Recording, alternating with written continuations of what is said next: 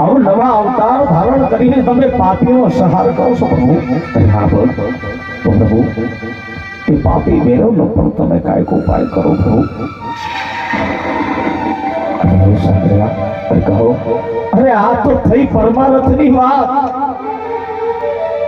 પરંતુ આજ મારા સ્વાર્થની વાત ઈ છે સાહેબ કે તમારી દયાથી મારા રાજના તમામ ભંડાર અખૂટ ભરેલા છે,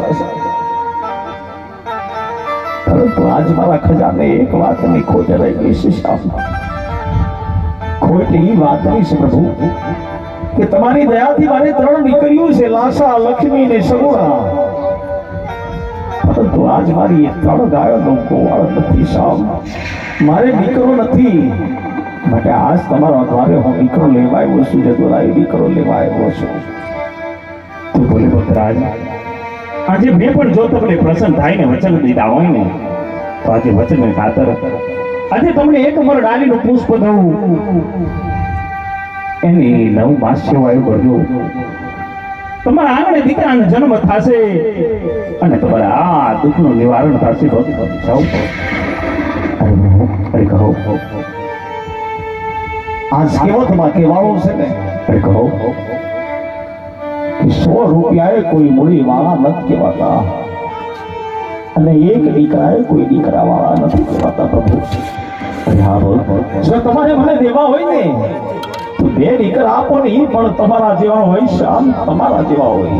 અરે બોલ કઈ ગાડા તો નથી થયા ને, આ 3 લોકની માલિક ઓર તો મારા જેવો માત્ર હું જ હોય. અરે બોલ તમને મારા જેવો દીકરો ક્યાંથી આપું? અરે જો તમારે માંગવું હોય ને તો ધન દોલત ને મિલકત માંગી લો, એટલે એ પલ ભરમાં અર્પણ કરી દઉં. પણ તમે આ દીકરાના વચનને ભૂલી જાઓ, ફક્ત ભૂલી જાઓ. નહીં પ્રભુ, ધન દોલતની મને કોઈ લાલસા નથી.